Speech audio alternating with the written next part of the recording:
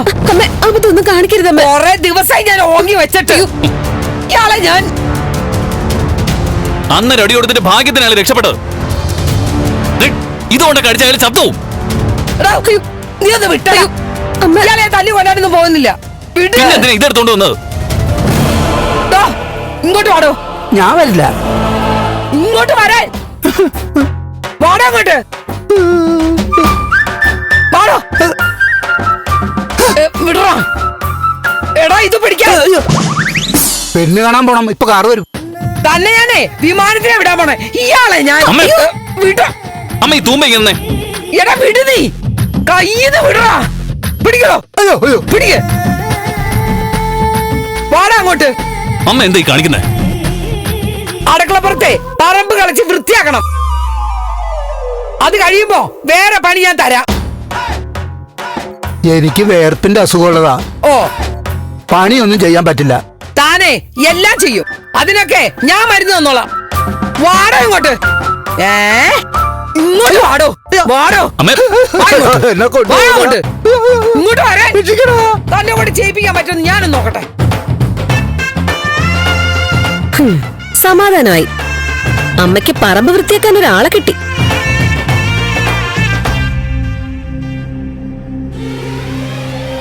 ഇങ്ങോട്ട് നടക്കാൻ. ഞാൻ വരില്ല. ഇങ്ങോട്ട് കൊണ്ടുവന്നോട്ട്. ആഹാ ഇങ്ങോട്ട് വാടോ. ഞാൻ വരില്ല. മുഴുവൻ ചെത്തി വൃത്തിയാക്കണം. കേരള അങ്ങോട്ട്. വെള്ളം കുടിക്കാൻ പോലും അങ്ങോട്ട് വന്നേക്കരുത്. ഞാൻ വരുമ്പോഴേക്കേ ഇവിടെയൊക്കെ കലച്ച് വൃത്തിയാക്കിക്കൊള്ളണം കേട്ടോ. കൊറേ നാളായി വേണ്ട വേണ്ട നിൽക്കുന്നു.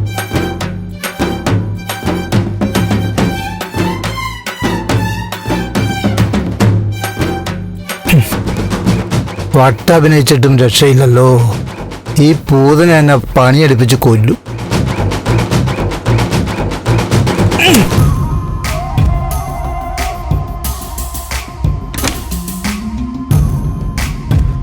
ഹേയ് PM, ഞാൻ ഇറങ്ങട്ടെ. എത്ര മണിക്കാ flight? 2:30. Oh it's too late. വേഗം ഇറങ്ങിക്കോ. ഇനി ഹോസ്റ്റലിൽ ചെന്നിട്ട് ലഗേജ് എടുത്തിട്ടൊക്കെ വേണ്ടേ? എനിക്ക് നിന്നെ വിട്ട് പോകാൻ തോന്നുന്നില്ലടാ. ഏയ് നോട്ടി ഗേൾ. ഇപ്പൊ പോയിട്ട് 1 മാസം കഴിഞ്ഞ് വരില്ലേ? 1 മാസം കാത്തിരിക്കണ്ടേ? അത് പെട്ടെന്ന് കഴിയും. എനിക്കും കുറച്ച് തിരക്കുകളൊക്കെ ഉണ്ട്. നീ വരുമ്പോഴേക്കും ഞാനൊന്ന് ഫ്രീ ആയിട്ട് നിൽക്കാം. നമുക്കൊരു ട്രിപ്പൊക്കെ അങ്ങ് പ്ലാൻ ചെയ്യാം. ഒരു 4 ദിവസം എന്താ? ഓക്കേ.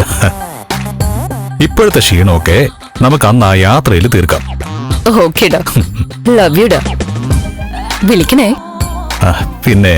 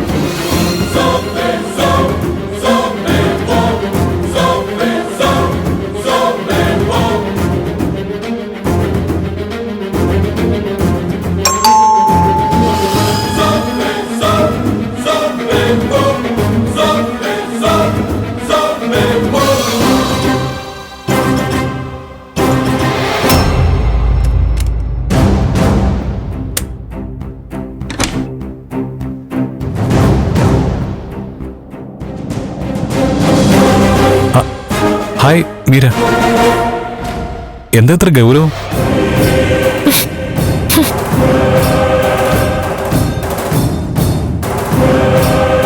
ഏയ്,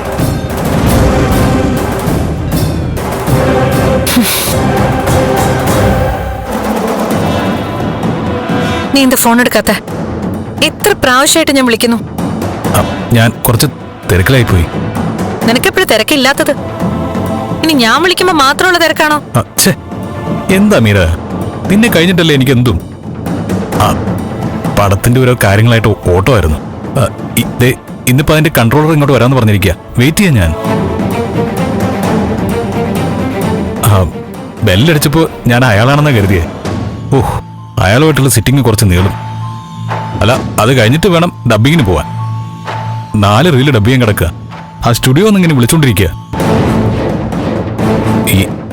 ഈ തിരക്കിന്റെ ഇടയിൽ ഫോൺ എടുത്തില്ലെങ്കിൽ ഒന്ന് ക്ഷമിച്ചുകൂടെ മാഡം?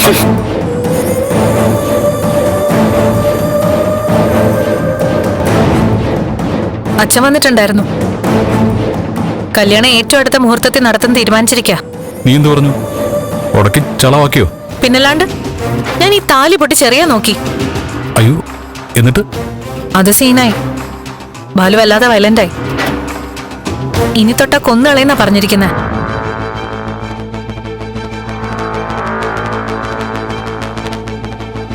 വേണ്ടായിരുന്നു. അത് വെറും ഒരു ചരടല്ലേ. അത് കുറച്ചാൾ നിന്റെ കഴുത്തി കിടന്നു വെച്ച് എന്താ കുഴപ്പം? വെറും ഒരു ചരടല്ല ഇത്, താലിയാ. എന്നെ സംബന്ധിച്ചതിന് വലിയ ഇമ്പോർട്ടൻസ് ഉണ്ട്. നന്ദൻ കെട്ടിയ താലിയായിട്ട് എനിക്ക് ജീവിക്കേണ്ടത്. എനിക്കത് മനസ്സിലാവുന്നുണ്ടോ? മനസ്സിലാവുന്നിട്ടല്ല മീര. ഇപ്പൊ പ്രശ്നം ഉണ്ടാക്കി അവരെ ദേഷ്യം പിടിപ്പിച്ച നിന്നെ അവർ ലോക്ക് ചെയ്ത് കളയും. പിന്നെ നമുക്കൊന്ന് കാണാൻ പോലും പറ്റില്ല. അതിനല്ലേ നിന്നോട് ഞാൻ പറഞ്ഞേ രജിസ്റ്റർ മാരേജ് അറേഞ്ച് ചെയ്യാൻ. എന്താ അത്? നാളെ പറ്റുമോ? അങ്ങനെ പെട്ടെന്ന് നടക്കുന്ന കാര്യമല്ല മീര. ആപ്ലിക്കേഷൻ കൊടുത്ത 15 ദിവസം അത് പരസ്യപ്പെടുത്തി ഒബ്ജക്ഷൻ ഇല്ലാന്ന് വന്നാലേ അത് നടക്കൂ. 15 ദിവസോ? അത്രയൊന്നും പറ്റില്ല. അതിനുള്ളിൽ എന്റെ കല്യാണം അവര് നടത്തും. നീ ഒരു കാര്യം ചെയ്, ഏതെങ്കിലും ഒരു അമ്പലത്തിൽ വെച്ച് നീ എന്റെ കഴുത്തി താലിയിട്ട്.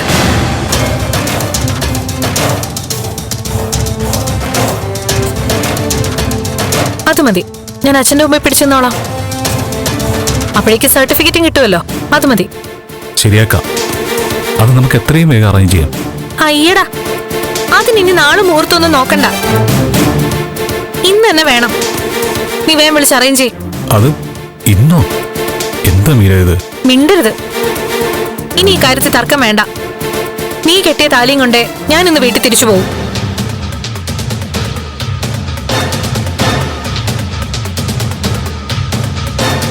അതുവരെ ഞാനിവിടെ കുത്തിയിരിക്കും.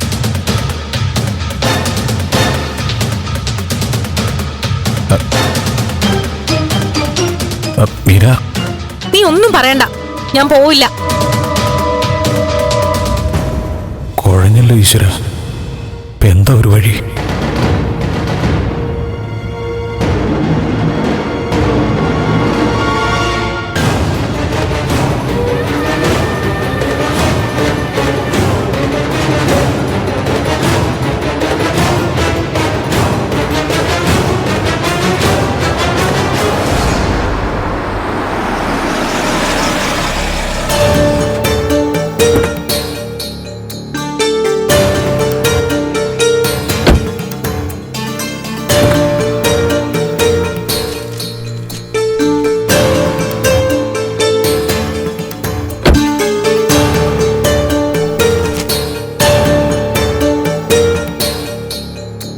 എന്താ നീ പെട്ടെന്ന് വന്നത്? വരുന്ന കാര്യമൊന്നും പറഞ്ഞില്ലല്ലോ. ഇവിടെ ഒരു കല്യാണമൊക്കെ നടന്നതല്ലേ, കാര്യങ്ങളൊന്ന് അന്വേഷിക്കണമെന്ന് തോന്നി. ഇനി എന്താ നെക്സ്റ്റ് പ്ലാൻ? കല്യാണം ഉടനെ നടത്തുമല്ലേ? അത് നമ്മൾ നേരത്തെ തീരുമാനിച്ചു വെച്ചതല്ലേ. ബലരാമൻ അങ്കിൾ എന്തു പറഞ്ഞു? ബലരാമന്റെ അഭിപ്രായം അത് തന്നെയാ. അത് നന്ദനോടും മീരയോടും പറഞ്ഞിട്ടാ പോയത്. നന്ദൻ എതിർത്തൊന്നും പറഞ്ഞില്ലേ? ഇനി എതിർക്കുന്ന എങ്ങനെയാ? കാര്യങ്ങൾ ഇവിടെ വരെ എത്തിയില്ലേ. ഞാൻ ജോത്സ്യനെ ഒന്ന് കാണാൻ പോവാ. മുഹൂർത്തം കുറിക്കണം. എന്താ ഹോസ്പിറ്റലിലെ വിശേഷം? അച്ഛനോടൊന്ന് എഴുന്നേറ്റ് നടക്കുന്ന ഡോക്ടർ പറയുന്നത്. നമ്മൾ ഡോക്ടർ രാമനുണ്ണിയുടെ അടുത്തെത്തിയത് വലിയ ഭാഗ്യമായല്ലേ. പക്ഷേ ഡോക്ടർ പറയുന്ന അങ്ങനെയല്ല. ട്രീറ്റ്മെന്റ് ഒക്കെ ഇങ്ങനെ സംഭവിച്ച എല്ലാ പേഷ്യൻസിനും ചെയ്യുന്നതേ അവിടെയും ചെയ്യുന്നുള്ളൂ അത്രേ.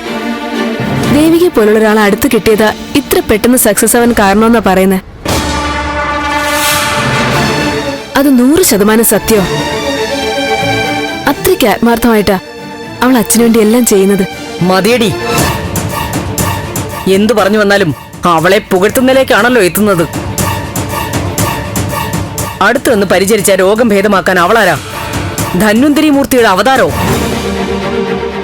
നീയൊക്കെ കൂടെ പറഞ്ഞു പറഞ്ഞ് അവളെ ഒരു ആൾദൈവമാക്കി മാറ്റാനുള്ള പരിപാടിയാണോ? അമ്മയ്ക്ക് ഇഷ്ടപ്പെട്ടാലും ഇല്ലെങ്കിലും സത്യം അതാ. നമ്മുടെ അച്ഛൻ പഴയപടി ആയ അതിൽ ദേവികയുടെ കോൺട്രിബ്യൂഷൻ ഒരിക്കലും മറക്കാൻ പറ്റില്ല. ഇല്ലെങ്കിൽ അത് വലിയ നന്ദികേടായി പോവും. മതി, കാശ് കൊടുത്താൽ ഇവളേക്കാൾ നല്ലതുപോലെ പേഷ്യന്റിനെ നോക്കുന്ന ഒരുപാട് പേരെ കിട്ടും. മുരളിയുടെ ഭാര്യയുടെ സ്ഥാനത്ത് വന്ന് ഇവിടെ പരിചയം സ്ഥാപിച്ചതുകൊണ്ട് നിൽക്കട്ടെ എന്ന് വിചാരിച്ചു. അത്രേ ഉള്ളൂ. സിദ്ധുവിന്റെ തിരിച്ചുവരവിൽ ദേവികയുടെ മാന്ത്രിക സ്പർശമൊന്നും ചാർത്തി കൊടുക്കണ്ട. എന്നോട് പറഞ്ഞത് പറഞ്ഞു, വേറെ ആരോടും നീ ഇത് ആവർത്തിക്കരുത്. പറഞ്ഞത് മനസ്സിലായോ? നന്ദൻ ഇവിടെ ഉണ്ടോ? മുകളിലുണ്ട്. ആ അമ്മേ, അച്ഛന്റെ കാര്യം അറിഞ്ഞിട്ട് അമ്മ അങ്ങോട്ട് വന്നില്ലല്ലോ. ഡോക്ടർ ചോദിച്ചു. ഇറങ്ങാൻ തുടങ്ങുമ്പോഴാ ബലരാമൻ വന്നത്. അതങ്ങനെ അങ്ങ് മുടങ്ങി. നാളെ പോകുന്നുണ്ട്. ആ എങ്കിൽ നമുക്ക് ഒരുമിച്ച് പോവാം. ആ പിന്നെ അവന്റെ അടുത്തേക്ക് പോകുന്നതൊക്കെ കൊള്ളാം. കണ്ടതും കേട്ടതും ഒക്കെ പറഞ്ഞ് അവന്റെ മനസ്സ് കലക്കരുത്. മനസ്സിലായല്ലോ? ഞാനൊന്നും പറയുന്നില്ല. എങ്കിൽ നിനക്ക് കൊള്ളാം.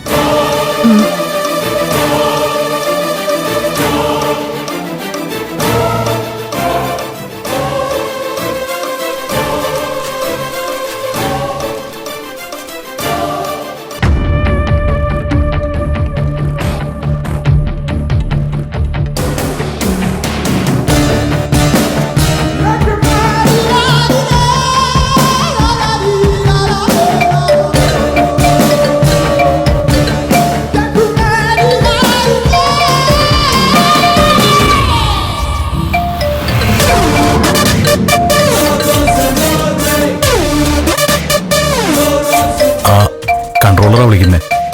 ദേ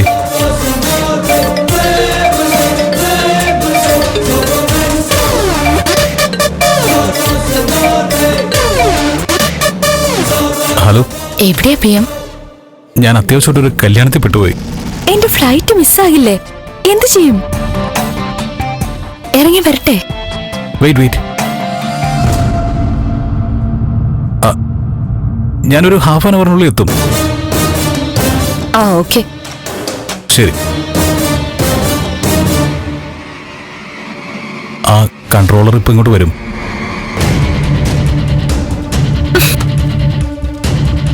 ഏയ് മീര, എന്താ മീര ഇത്? എന്ത്?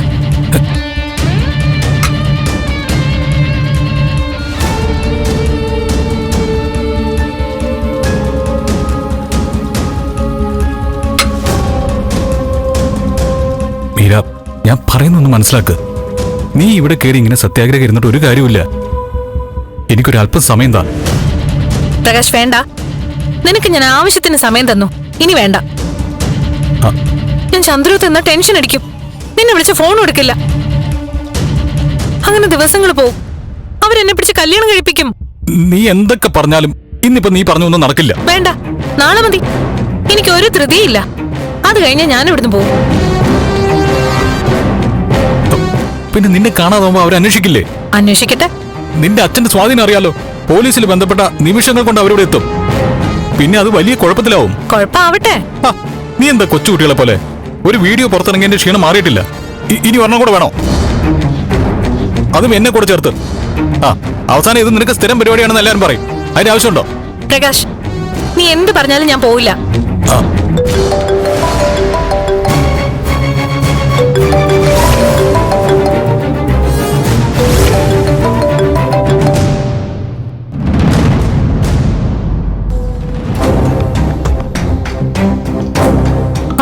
അവിടെ ഫോൺ റിങ് ചെയ്യുന്നുണ്ടല്ലോ. ആരാ അത്? ഏത്? അത് എന്റെ ഫോണാ റിങ് ചെയ്തേ. ഇതല്ലേ നിന്റെ ഫോണ്?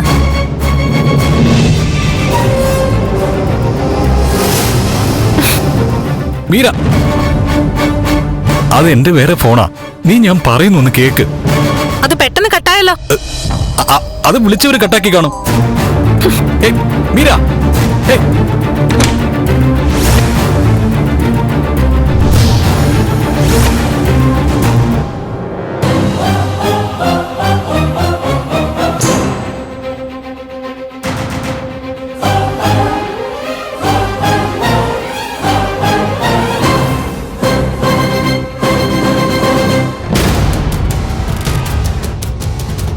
മീര, നീ എന്താ ഈ നോക്കുന്നേ? ഇവിടെ എങ്ങും ആരുമില്ല. മീര, വരാൻ വന്നേ, വാ.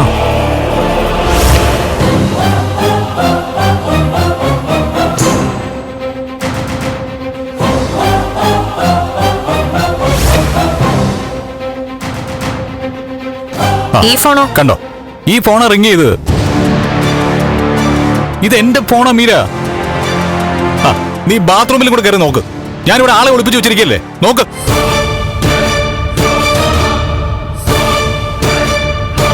നോക്കാൻ.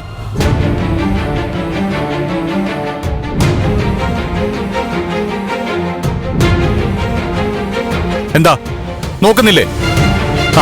അത്രയ്ക്ക് മീരയ്ക്ക് എന്നെ വിശ്വാസമില്ലെങ്കിൽ നമുക്ക് ഇവിടെ വെച്ച് നിർത്താം. ഇങ്ങനെയാണെങ്കിൽ കല്യാണം കഴിഞ്ഞ എന്താ അവസ്ഥ? നീ എന്നെ മൂക്കയറിട്ട് നിർത്തുവോ? സോറി, എനിക്കെന്തോ ഡൗട്ട് അടിച്ചു. ഞാൻ ആകെ വട്ടുപിടിച്ച് നടക്കാ പ്രകാശ്. എന്തൊക്കെയാ തോന്നുന്നതെന്ന് എനിക്ക് തന്നെ അറിയില്ല. നീ എന്നെ എങ്ങനെയെങ്കിലും ഒന്ന് രക്ഷപ്പെടുത്ത. മീര, അമ്പലത്തിൽ പോയി താലി കെട്ടുന്നൊന്നും സേഫ് അല്ല. എന്നെ അറിയാവുന്ന ആരെങ്കിലും ഒക്കെ അവിടെ ഉണ്ടാവും. പിന്നെ ആ വാർത്ത വേഗം ഫ്ലാഷ് ആവില്ലേ? പിന്നെ എന്താ നമ്മൾ ചെയ്യാ? മീര, രജിസ്റ്റർ മാരേജ് തന്നെ നല്ലത്. ദൂരെ എവിടെയെങ്കിലും പോയി ഏർപ്പാടാക്കാന്ന് വിചാരിച്ചത്. രഹസ്യമായിട്ട് തന്നെ വേണോ അത്? മീര, നീ ഇപ്പൊ തിരിച്ചു പോ. നമുക്ക് നാളെ എന്തായാലും ഒരു തീരുമാനം ഉണ്ടാക്കാം. നീ എന്നെ പറഞ്ഞു പറ്റിക്കാണോടാ? ഇല്ല, ഗോഡ് പ്രോമിസ്. നാളെ നമ്മൾ തീരുമാനമാക്കിയിരിക്കും.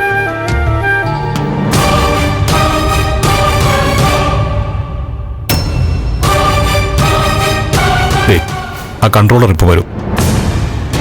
ശരി, അയാളൊന്ന് നീ പൊക്കോ. ഞാനിപ്പോ ചന്ദ്രത്തേക്കില്ല, ഇവിടെ റെസ്റ്റ് ചെയ്തോളാം. മീര, നീ പൊയ്ക്കോ. ഷൂട്ട് കഴിഞ്ഞ് തിരിച്ചു വന്നിട്ട് എന്നെ ചന്ദ്രത്താക്കിയാ മതി. ഒരു കാര്യം ചെയ്യാം, നമുക്കൊന്ന് പുറത്തു പോവാം. റെസ്റ്റോറന്റിൽ പോയി ഒരു കോഫി കുടിക്കാം. അപ്പോ ഷൂട്ടോ? അത് ഞാൻ വിളിച്ചു പറഞ്ഞോളാം. അവിടുന്ന് ലൊക്കേഷനിലേക്ക് നേരിട്ട് പോവാം. മീര, നിന്റെ മൂടൊന്ന് നേരെ ആവട്ടെ. വാ, വരാൻ.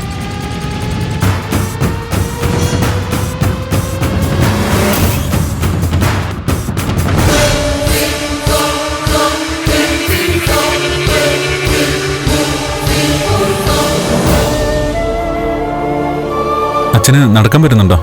ഇല്ല, അവര് നടത്താൻ ശ്രമിക്കുന്നുണ്ട്. ഒരു വാക്കുപോലും സംസാരിച്ചില്ലല്ലേ? ഇല്ല, ഉടനെ ആവുന്ന ഡോക്ടർ പറഞ്ഞത്. ദേവിക പാവം, അവൾ അതിനുവേണ്ടി ഒരുപാട് ശ്രമം നടത്തുന്നുണ്ട്. അവിടെ ഹോസ്പിറ്റൽ ഡോക്ടറിനും മറ്റുള്ളവർക്കും അവൾ എന്ത് ഇഷ്ടമാണെന്നറിയോ? അതിൽ വലിയ അത്ഭുതമൊന്നുമില്ല. അവൾ ആർക്കും ഇഷ്ടപ്പെടും. അതുപോലെ ഒരാൾ ലക്ഷത്തിലൊന്നേ കാണൂ. ഇതൊക്കെ അമ്മയോട് പറഞ്ഞോ? പറഞ്ഞു. അവിടുന്ന് ഒന്നും കിട്ടിയില്ലേ? വഴക്ക് പറഞ്ഞു. ഒട്ടും ഇഷ്ടായില്ല. നീ കേട്ടോ? കേക്കണ്ട, എനിക്കറിയാം. അമ്മയ്ക്ക് എന്താ അവളോട് ഇത്രയും വൈരാഗ്യം? നേരിട്ട് ചോദിക്കായിരുന്നില്ലേ? അയ്യോ, ഒരു കണക്കിനാ തടി തപ്പിയത്. അച്ഛന്റെ വിവരം അറിഞ്ഞപ്പോ തന്നെ നീയും അമ്മയും കൂടി അങ്ങോട്ട് വരുമെന്നാ ഞാൻ കരുതിയത്. അമ്മയ്ക്ക് അതിലും വലുത് ഞങ്ങളുടെ കല്യാണമാണ്. അതൊന്നും നടന്നു കിട്ടാതെ അമ്മയ്ക്ക് സമാധാനം കിട്ടില്ല. എത്രയും വേഗം അത് നടത്തുന്നതല്ലേ നല്ലത്. ആ വീഡിയോ വല്ലാതെ ഫ്ലാഷ് ആയിട്ടുണ്ട്. അതിന്റെ ചമ്മലുകൊണ്ടാണോ നീ ഇങ്ങനെ വീട്ടിൽ തന്നെ കുത്തിയിരിക്കുന്നേ? അതോർക്കുമ്പോ ചമ്മലല്ല എനിക്ക്, തീർത്ത തീരാത്ത ദേഷ്യം തോന്നുന്നേ. എടാ, ആൾക്കൂട്ടം എവിടെയോ അങ്ങനെയാ. ഒരാണും പെണ്ണും കൂടെ എവിടെയെങ്കിലും സ്വസ്ഥമായിട്ട് ഇരിക്കുന്ന കണ്ട അപ്പൊ അവരുടെ സദാചാരം ഉണരും. പിന്നെ അത് വലിയ അക്രമമായി മാറും. അവരോട് ദേഷ്യം തോന്നിട്ട് എന്ത് കാര്യം? ചേച്ചി എന്തറിഞ്ഞിട്ടാ ഈ പറയുന്നേ? അവിടെ കൂടി നാടകം കളിച്ചവരോട് എനിക്ക് ഒരു ദേഷ്യവുമില്ല. അവര് കൂലിപ്പണിക്കാരല്ലേ, കൂലിപ്പണിക്കാരോ? ചേച്ചി അതൊരു പ്ലാന്റ് ഓപ്പറേഷൻ ആയിരുന്നു. ഇങ്ങനെ ഒരു താലികെട്ട് നടത്തിയിട്ട് ആർക്കെന്ത് നേട്ടം? ഇത് നടത്തിയേ പറ്റുന്ന ശബ്ദം ചെയ്ത ആൾക്കാർ ജീവിച്ചിരിപ്പുണ്ട്. അവർക്കിതോടെ കാര്യങ്ങൾ എളുപ്പമായി. നീ ഇതാരുടെ കാര്യം പറയുന്നത്? ഓ, ഇനി ഞാനത് വിളിച്ചു കൂടണോ? അമ്മയാണെന്നാണോ നീ പറയുന്നത്? വേറെ ആരെ ഇതെന്നെ അടിച്ചേൽപ്പിക്കാൻ നോക്കുന്നേ? അമ്മ എന്തിനാ അങ്ങനെ ഒരു വളഞ്ഞ വഴി തേടണം? മീരയായിട്ടുള്ള കല്യാണത്തിന് എനിക്ക് സമ്മതമല്ലെന്ന് പറഞ്ഞുകൊണ്ട് ഒരു കാര്യം തീരുമാനിച്ചാ അത് നടത്തില്ല അമ്മ അടങ്ങൂ. ഏയ്, അതിനിങ്ങനെ ഒരു ചീപ്പ് റൂട്ട് അമ്മ തിരഞ്ഞെടുക്കുമെന്ന് എനിക്ക് തോന്നുന്നില്ല. എല്ലാം കൂടെ ചിന്തിച്ച് നിനക്ക് നല്ല സ്ട്രെസ് ആയതുകൊണ്ട് അങ്ങനെ തോന്നുന്നതാ. ഇതെന്റെ തോന്നലല്ല, ഇതാണ് സത്യം. അത് ഞാൻ തെളിയിക്കും. ഇനി അതിനൊന്നും നീ നിക്കണ്ട. മീര നല്ല കുട്ടിയല്ലേ? ഇനി നീ അവളെ കല്യാണം കഴിച്ചില്ലെങ്കിൽ അവളുടെ ഭാവി എന്താവും? ഇനി ഈ കല്യാണം നടന്നേ പറ്റൂ. ഇല്ല, എനിക്ക് മീരെ കല്യാണം കഴിക്കാൻ പറ്റില്ല. എന്ത് ദുഷ്ടത്തിലൂടെ നീ പറയുന്നത്? അവളുടെ ഭാവി ഇങ്ങനെ ഇരുട്ടിലായതുപോലെ നിൽക്കുമ്പോ നിനക്ക് എങ്ങനെ അവളെ കൈവിട്ട് കളയാൻ പറ്റുന്നേ? അവക്ക് ദോഷം വരുന്ന വിധത്തില് ഞാൻ ഇതുവരെ ഒന്നും ചെയ്തിട്ടില്ല. അതുകൊണ്ട് തന്നെ ഇത് നടക്കില്ലെന്ന് പറയാൻ എനിക്ക് ഒരു കുറ്റബോധം തോന്നുന്നില്ല. പിന്നെ അവൾ എന്ത് ചെയ്യും? ഇനി ആരാ അവൾക്കൊരു ജീവിതം കൊടുക്കുന്നേ? അതൊന്നും എന്റെ വിഷയമല്ല. അവളെ ആര് കല്യാണം കഴിച്ചാലും വിരോധമില്ല. എനിക്ക് പറ്റില്ല, അത്ര തന്നെ. ഇത്രയ്ക്ക് കണ്ണിച്ചോരയില്ലാതെ പറയാൻ നിനക്ക് എങ്ങനെ കഴിയുന്നു? എന്താ അതിന്റെ കാരണം? അവളെ താലികെട്ടാൻ എന്താ നിന്റെ തടസ്സം? പറ, ഞാനും കൂടെ കേക്കട്ടെ. ഇനി ഒരാളെ കൂടി താലി കെട്ടാൻ എനിക്ക് മനസ്സിലാത്തോണ്ട്. എന്താ എന്താടാ നീ പറഞ്ഞ? എന്റെ കല്യാണം നേരത്തെ കഴിഞ്ഞതാ.